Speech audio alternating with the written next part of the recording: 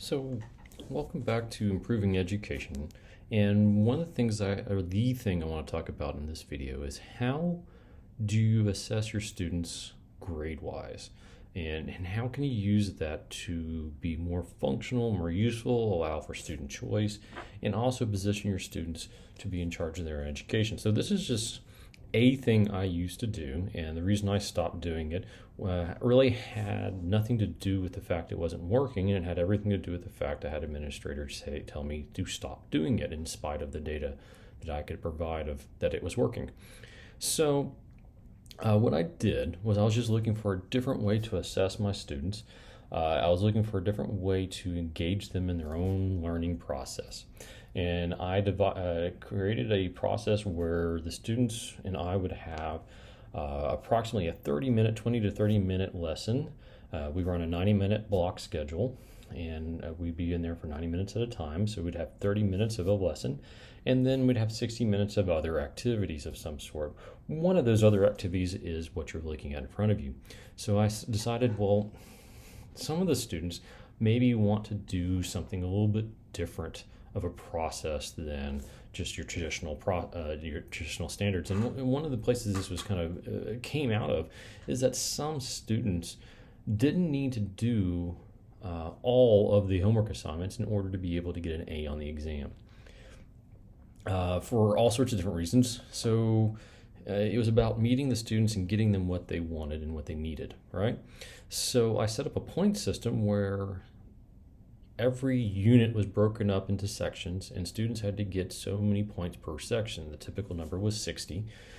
So 60 points per section of the unit, and then let's just say that each unit had 5 to 7 sections in it, right? So they'd have to get the number of points. So their overall grade for a unit would be based upon the total number of points that they acquired. And they could get those 60 points just about any way they could. So let's just start at the beginning. So what I did was I said 10 points for every 20 practice problems.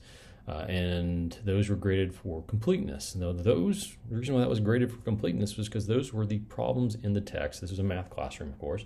This is the problems in the text where the answers were in the back of the text. So they were going to have access to the correct answer. So grading for correctness was pointless.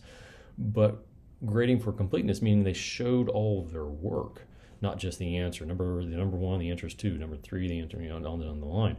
They showed all of their work and how they got that correct answer, and that was what was complete. So they could, in theory, get 30 points from that, meaning that if they'd done 60 practice problems, they could get 30 points, so half the points they need for the section. Now, some people say, well, that's a little excessive. That's a lot just from doing that. Well, if that's what they needed to do, or that's what they felt comfortable doing, think about the amount of practice they got in doing the process correctly for completeness, right? They already had access to the correct answer. All they had to do is make sure they were doing the process correctly. How many times did they practice the correct process? 60 times per section. And I had students who did that on a regular basis. And then 10 points for each challenge problems, which means those problems were in the text, but the answers were not. So those were graded on correctness. And then 30 points for every 5 super problems. That was the equivalent of a test, all right? So every section had a test to it. And then 5 points for one problem that is presented to the class. So that's essentially problem posing is what that was, where they had to create a problem and they worked the problem out at completeness, and then they explained the problem to the class. 10 points for a how-to problem, which is the same idea, except they're writing this out, and it's fairly detailed in what I was looking for. There was there was anything from like a comic strip type format to a dialogue between two individuals, or simply a script, if you will, on how to do it step by step, and it had to be very detail oriented. And then 20 points for 2 super duper problems is what I call them. And the super duper problems are really super challenging problems, and I almost always had, like I had a one student in particular who did one how-to problem, the 5 super problems, and then the 20 super duper problems, and that's how they did every single section in the text. And I'm not really sure. I'm sure they did some of the other challenge and practice problems leading up to that to make sure they understood what they're doing, but they never did 10 or 20 of them in those assigned areas, and it worked for them. All right. So this meant that there was a lot of work on my part to create those super problems, right? So I had to create those on the front end to make sure they're ready for every single section. It worked very well, and I wasn't looking for mastery of the particular subject. I said, you need to have 60 points. So one of the things, it was a forgiving system. So the student took the 5 super problems, and they didn't get any points out of that. Then they had to go back to the rest of the rubric here, if you will, and figure out other ways to get their points. So there you go, right?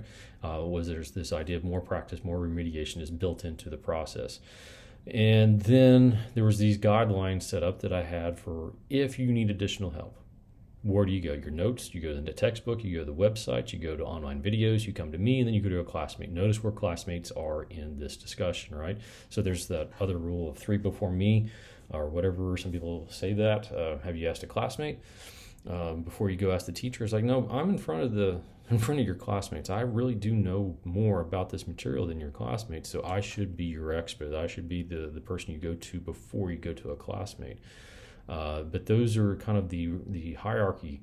One of the first things I always did with a student when they said, well, I don't understand how to do this problem, I says, well, show me your notes. Where is this in your notes? Oh, I didn't take notes. It's like, okay, so there is this accountability. Here's this discussion that we can have immediately about why didn't you take notes? Were you just thinking you're going to remember this all? And here it is, proof that you didn't remember it, right? So you need to take notes next time.